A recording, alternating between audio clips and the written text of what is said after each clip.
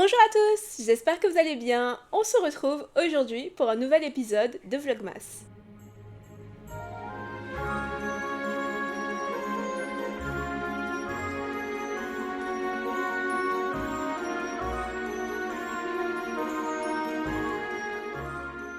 Pour les personnes qui seraient nouvelles sur la chaîne, qui arriveraient ici pour la première fois, je me présente, mon nom est Mélodie Joseph et je suis l'autrice d'une série de fantasy qui s'appelle La Semeuse de Vent. Dans cette vidéo, j'aimerais parler d'écriture, j'aimerais parler de world building.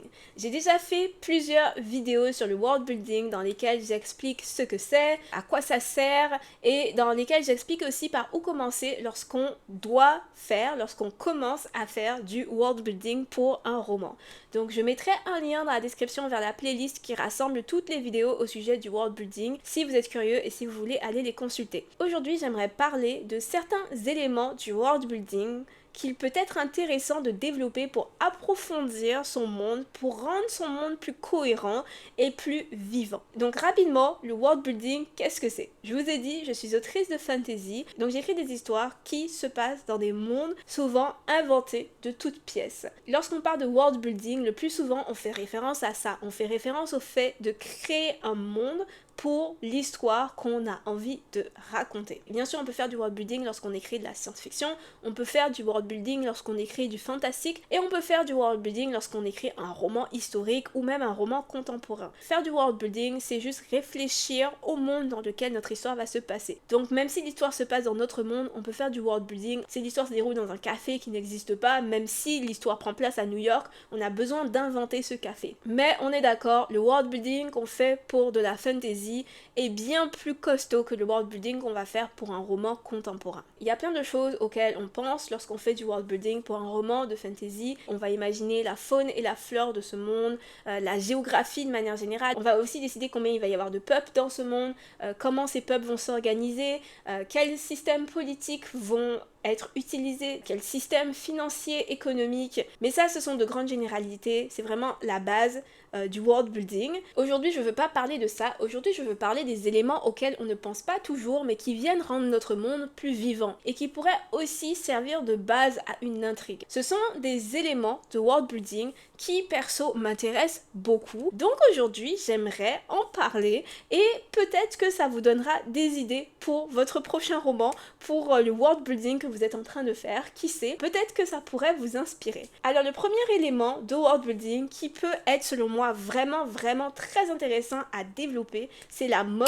et l'habillement. Le plus souvent quand on fait du world building, on va bien sûr penser aux vêtements de nos personnages et on va se demander comment ils s'habillent et à quoi ressemblent ces tenues. Certains auteurs vont rentrer un petit peu plus dans les détails, vont ajouter des dorures, des motifs, des couleurs, mais on va pas vraiment passer plus de temps que nécessaire sur la mode et sur l'habillement des personnages. Alors que pourtant, la mode dit beaucoup de choses sur une culture et peut aussi donner plus de profondeur à notre monde. Les vêtements des personnages sont en fait une bonne manière d'expliquer les différentes dynamiques sociales, les différentes dynamiques genrées d'un univers sans avoir à faire des infodumps. On peut vraiment raconter énormément de choses juste en décrivant un vêtement et sous-entendre beaucoup de faits historiques et beaucoup de relations entre différents peuples. Je suis vraiment certaine que les vêtements sont souvent sous-exploités dans les romans de fantasy alors qu'ils pourraient être utilisés pour dire tellement de choses. Et je suis aussi coupable de ça parce que j'utilise pas tant que ça les vêtements dans mes propres romans, dans mes propres histoires, alors que je pourrais le faire beaucoup plus. Tout d'abord, les vêtements disent beaucoup de choses sur l'environnement physique des personnages, donc sur la température, est-ce qu'il fait chaud, est-ce qu'il fait froid, est-ce qu'ils passent le plus clair de leur temps dans un désert, dans une cité. Les vêtements disent aussi beaucoup de choses sur ce que les personnages font le plus. Quelqu'un qui passe son temps à grimper aux arbres ne s'habillera pas de la même manière qu'une personne qui passe son temps assise sur une chaise à écrire des livres à la plume, disons.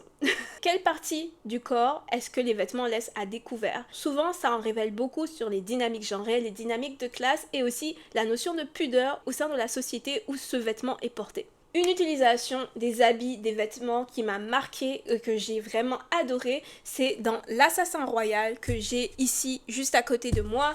Dans l'Assassin Royal, les vêtements évoluent au fur et à mesure des livres parce que la mode évolue, surtout la mode des riches, en fait la mode à la cour du roi. Comme la saga s'étire sur plusieurs années, on peut voir dans les livres les détails vestimentaires qui changent. Et d'ailleurs le personnage principal remarque à un moment donné dans l'histoire que les boutons sont très à la mode. Toutes les personnes à la cour portent énormément de boutons même lorsque ce n'est pas nécessaire. La mode et l'évolution vestimentaire peut être une bonne manière de montrer le temps qui passe. Comme je l'ai aussi dit tout à l'heure, la mode est aussi une bonne manière de montrer les différences de classe. Parce qu'il est aussi fortement possible qu'en fonction de sa classe, ça ait plus ou moins d'importance que les boutons soient à la mode ou pas. Un autre livre qui utilise les vêtements de manière très intéressante est Le Pacte de Minuit, que j'ai aussi ici, donc Le Pacte de Minuit de C.L. Polk. Dans cet univers, ce que les personnages portent montre leur classe sociale et les vêtements servent aussi à souligner les différences entre les hommes et les femmes. Les femmes doivent porter des corsets,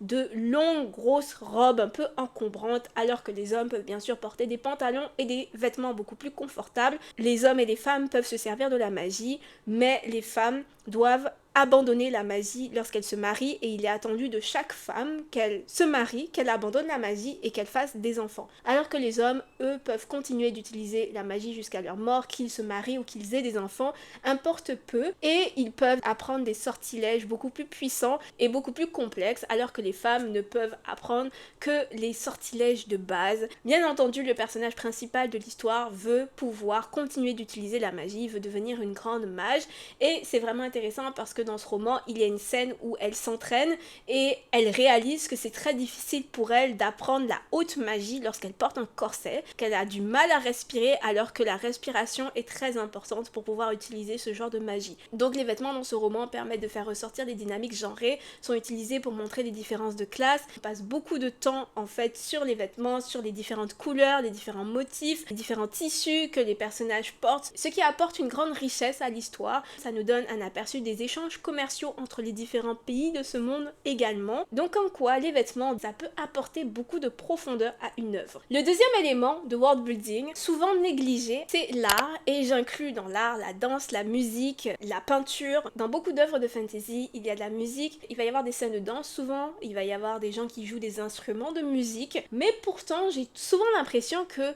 la notion d'art pourrait être développée encore plus. Et à nouveau, je suis aussi fautive, je pourrais moi aussi développer beaucoup plus la notion d'art, de musique et de danse dans mes propres œuvres. Je pense que s'interroger sur l'art, ça peut aussi nous permettre d'approfondir plein d'aspects différents de notre univers. Par exemple, on peut se demander quelle est la place de l'art dans nos différentes sociétés et qui est-ce qui crée l'art. Qui est-ce qui fait de la musique? Qui est-ce qui fait de la peinture? Et qui est-ce qui danse? Est-ce que les classes sociales influencent qui peut ou ne pas être considéré un artiste? D'ailleurs, qui est considéré un artiste? Est-ce que toutes les personnes qui font de l'art sont considérées des artistes ou est-ce que c'est un statut spécial? Ensuite, une autre question qu'on pourrait se poser et que je me pose souvent lorsque je lis des romans où il est question d'art, c'est qui a accès à l'art? Et aussi comment est-ce qu'on peut y accéder? Est-ce qu'il y a des galeries d'art dans cet univers? Est-ce que tout le monde peut rentrer dans ces galeries d'art? En ce qui concerne la musique, si on a différents peuples dans notre monde, différents pays, ça peut être intéressant de se demander quel genre de musique est produit dans ces différents pays. Est-ce que c'est un même type de musique? Quel genre d'instrument aussi est utilisé? Parce que dans notre monde, différents pays ont créé différents instruments, ce qui a donné naissance à différents styles de musique. Aussi, une question que je me pose souvent lorsque je lis des scènes de bal dans des œuvres de fantasy, c'est est-ce que la musique sert uniquement au divertissement ou est-ce qu'elle est aussi utilisée dans la religion? En fait, qu'est-ce que la musique représente dans cette société? Dans Yumi et le peintre des cauchemars, que j'ai quelque part ici, l'empilage de cailloux est considéré comme un art par le peuple d'un des deux personnages principaux. C'est quelque chose qui m'a semblé super original lorsque j'ai lu ce livre. Du coup, maintenant, à chaque fois que je crée un monde, je me demande toujours, est-ce qu'il y a quelque chose dans ce monde qui est considéré comme étant de l'art, qui n'a pas autant de valeur dans le nôtre? Ou alors un type d'artisanat qui est considéré comme tellement important,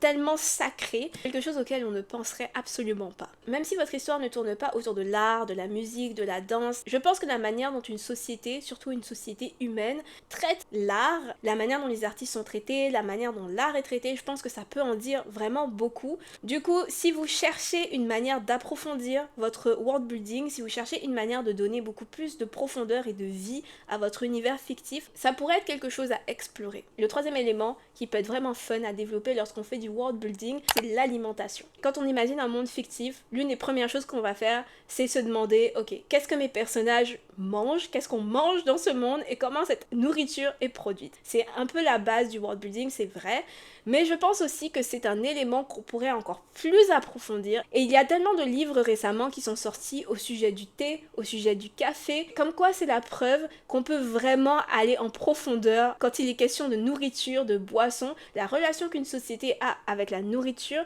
la relation que les membres d'une société ont vis-à-vis de la nourriture, ça en dit énormément. Qui mange quoi? Quand est-ce qu'on mange? Quelle quantité? Est-ce que dans cet univers, on mange pour vivre ou on vit pour manger? Est-ce qu'il y a des chefs? Qui sont ces chefs? Comment sont-ils formés? Qui peut devenir chef? Aussi, est-ce qu'il y a des cuisines qui sont considérées comme étant supérieures à d'autres? Parce que cette question-là peut révéler des dynamiques de pouvoir entre différents pays, différents royaumes. Donc, beaucoup de choses peuvent être révélées par l'alimentation, la manière dont on traite l'alimentation. Au-delà du simple fait de qu'est-ce que mes personnages mangent, on peut aussi se demander qu'est-ce que ce qu'ils mangent révèle sur la société dans laquelle ils vivent. Le prochain élément que je trouve trop souvent négligé dans les histoires de fantasy ne va pas vous surprendre et c'est le sport. Si vous me suivez sur cette chaîne depuis un moment, vous savez que j'aime les histoires sur le sport. Les romans de fantasy où il y a un sport inventé peuvent être vraiment fun. J'aime découvrir de nouveaux types de sports dans les livres que je lis. Mais je pense que tout comme l'alimentation, la cuisine, le sport et les sportifs peuvent aussi dire beaucoup sur une société, sur ce qu'une société considère important et sur les dynamiques de classe et de genre entre les membres d'une même société. Donc lorsqu'on décide de développer un peu le concept du sport, on peut se poser plusieurs questions. On peut se demander quels sont les sports qui sont pratiqués dans ce monde, quelles sont les règles de ces sports, comment ces sports ont été créés. On peut aussi se demander qui assiste à ces différents sports, qu'est-ce que ça représente dans cette société, est-ce que le sport est une pratique religieuse ou est-ce que c'est plus du divertissement? Peut-être que le fait de prendre soin de son corps, de se muscler, d'être endurant, c'est une manière de prier, de vénérer son Dieu. Donc à ce moment-là, le sport pourrait être une pratique religieuse. Est-ce que vos sports sont mixtes? Est-ce qu'il y a une catégorie pour les femmes, une catégorie pour les hommes, une catégorie pour les personnes non binaires? Qui sait? Est-ce que dans votre univers, il y a certains sports qui sont davantage associés aux hommes, certains sports davantage associés aux femmes? Par exemple, dans notre monde, on a le patinage artistique, bien que ce soit un sport pratiqué autant par les femmes que par les hommes, c'est un sport qui est généralement associé aux femmes. Les questions découlant de ces réflexions en disent beaucoup sur la perception du genre dans la société, sur la place des hommes et des femmes dans la société. Ainsi, le sport peut être une manière d'approfondir son univers, de développer certaines dynamiques dans notre univers. Enfin, j'ai deux autres éléments auxquels on ne pense pas toujours lorsqu'on fait du world building, mais qui finalement peuvent vraiment ajouter quelque chose à une œuvre de fantasy, à un univers fictif, et c'est tout ce qui tourne autour du parfum et du maquillage. Je pense que les parfums pourraient amener à des réflexions et à des analyses très intéressantes à nouveau sur les différentes dynamiques au sein d'une société, au sein d'un monde.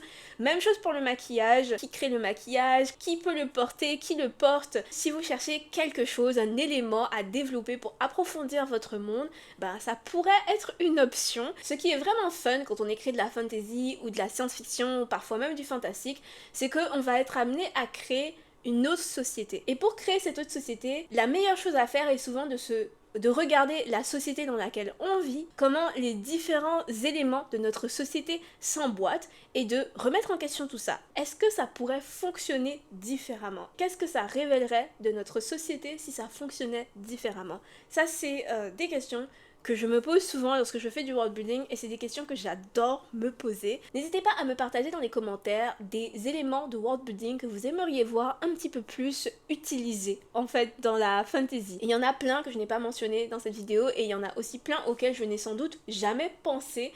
Donc je suis curieuse de savoir ce que vous en pensez dans les commentaires et de savoir ce que vous aimeriez voir en fait dans un roman de fantasy, dans un univers inventé. Et c'est la fin de cette vidéo, j'espère vraiment qu'elle vous aura plu, j'espère qu'elle vous aura peut-être inspiré pour un futur projet d'écriture. Demain c'est le retour des vlogs, donc ce ne sera pas une vidéo face caméra comme celle-ci. En attendant, portez-vous bien et on se retrouve très vite.